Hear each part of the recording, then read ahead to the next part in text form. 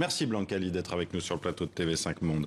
Vous êtes chorégraphe et c'est vous qui avez eu l'idée de ce spectacle.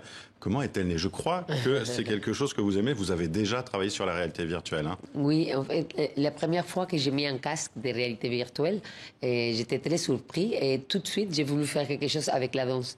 Donc, j'ai réalisé un premier film qui s'appelait 360 Blanca Lee, et qui était une chorégraphie avec 20 danseurs, avec une personne qui mettait les lunettes et qui était au centre de cette danse. Mais en faisant ça, je me suis dit, c'est dommage que j'arrive pas à toucher les danseurs. Et à partir de ce moment-là, dans ma tête, j'ai commencé à rêver un spectacle qui se passe dans un monde virtuel, mais avec les vrais danseurs, où les gens sont vraiment présents, où on peut partager, comme si on était dans le monde réel, l'expérience de la danse. On va regarder justement une bande-annonce pour voir à quoi ça ressemble de votre spectacle.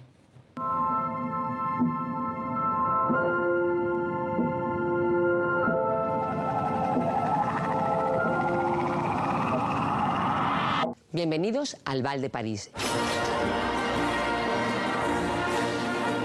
Mi nuevo espectáculo inmersivo en realidad virtual.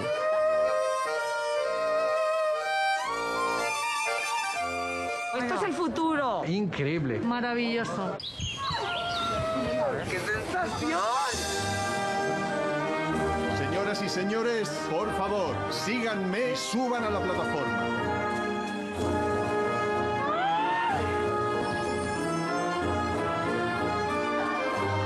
¡Qué maravilla! La experiencia más alucinante de mi vida. Una fantasía real.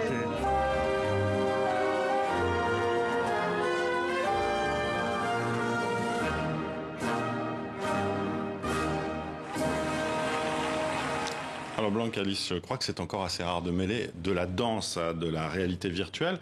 Qu'est-ce que ça apporte, cette technologie, justement, à la danse et au spectacle? C'était déjà, quand j'ai commencé avec cette rêve que j'avais, tout le monde me disait c'est impossible. Déjà, il n'y avait même pas la technologie. Donc, ça fait 3 ans que je travaille sur les projets. On a tout d'abord inventé, un peu développé la technologie vraiment pour pouvoir avoir autant de monde dans le même espace avec les danseurs. Ça a pris énormément de temps. Mais ce que j'ai voulu, et c'est pour ça que je m'accrochais très fort, c'était d'avoir une expérience où on peut aller en famille, avec des copains, où on rigole, où on est vraiment ensemble, quelque chose qui en plus nous manque beaucoup après ce qu'on vient de vivre.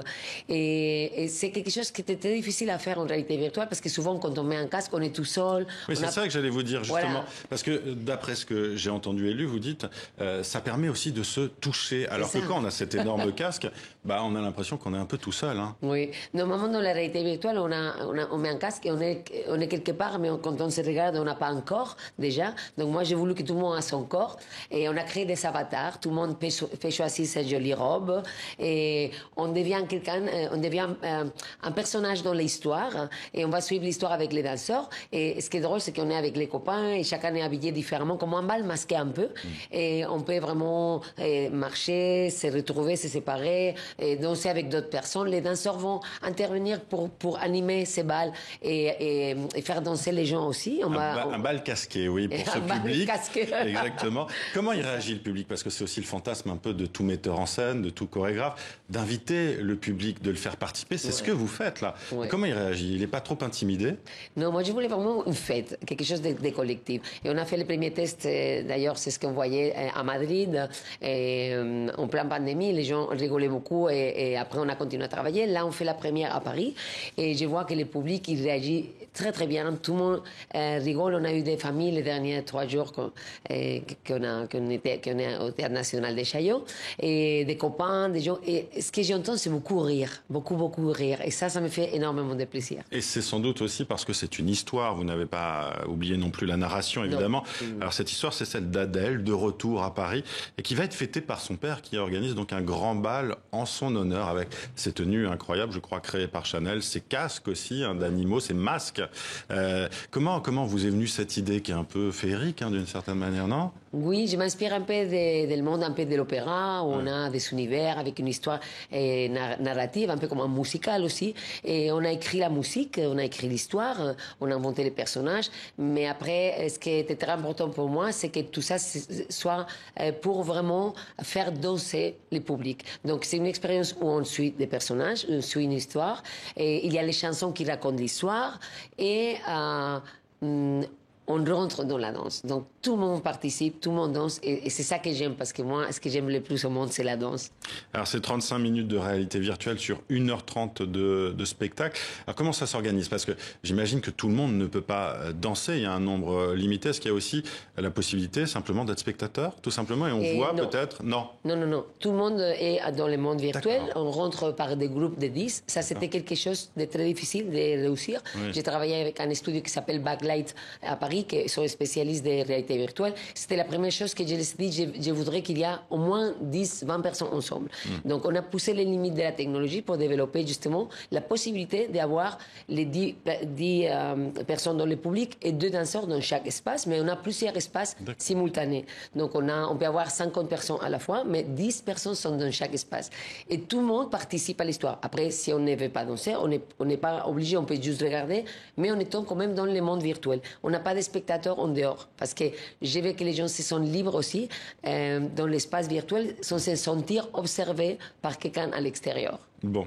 Est-ce que vous allez revenir à l'opéra bientôt aussi? J'ai entendu dire que peut-être ce sera avec les Arts Florissants. Bien sûr, on a un très beau projet avec les Arts Florissants, William Christie. Et bien sûr, c'est un de mes amours, l'opéra aussi. Vous allez donc continuer. Est-ce que vous allez introduire peut-être aussi un peu de réalité virtuelle? Non. Non? Pourquoi pas? Là, je pense que je vais faire un spectacle plus traditionnel, disons. C'est vrai? Vous pouvez nous en dire un peu plus ou pas encore? Pas encore. D'accord. Bientôt. Et je sais aussi que vous êtes directrice d'un théâtre à Madrid et que pendant la pandémie, eh bien, vous avez accueilli beaucoup de gens. Vous avez permis aux gens de venir voir des spectacles. C'était une manière de faire vivre la culture aussi. Oui, j'ai vécu quelque chose d'assez incroyable parce qu'on m'a nommé directeur artistique d'un des plus grands théâtres à Madrid qui s'appelle Teatros del Canal, quelques mois avant que la pandémie commence. Donc, à peine j'ai commencé qu'on a été fermé, comme tous les théâtres au monde. Mais au mois de mai, en sortant des 3 mois de confinement, et le gouvernement à Madrid a décidé que la culture devait rester ouverte. Donc, on a rouvert les théâtres, les musées, les cinémas. Et je me suis trouvée avec un des seuls théâtres en Europe qui était ouvert. On a fait 700 représentations pendant toutes les périodes où tous les autres théâtres au monde étaient fermés. J'ai eu la chance de recevoir de très grandes compagnies qui, des fois, étaient les seuls spectacles qu'ils faisaient de l'année. Donc, on a pu vivre quelque chose de très fort et assez émouvant parce que pratiquement tous les artistes qui venaient au théâtre pleuraient après la représentation, tellement ça les manquait, la rencontre avec le public. Et le théâtre était ouvert, mais bien sûr, avec 60% de la jauge n'était pas complet. Tout le monde avec les masques, on prenait la température. Enfin, c'était quand même assez spécial, mais n'empêche qu'on était ouvert. Vous avez fait vivre la culture en Europe. Ouais. Merci à vous, Blanca-Lie, d'avoir été avec nous. Le bal de Paris, c'est donc jusqu'au 16 octobre au Théâtre de Chaillot à Paris. Et on va proroguer au Palace à Paris à partir du 11 novembre, parce que c'est tellement un succès qu'on a décidé de continuer. Merci à vous d'avoir été avec nous.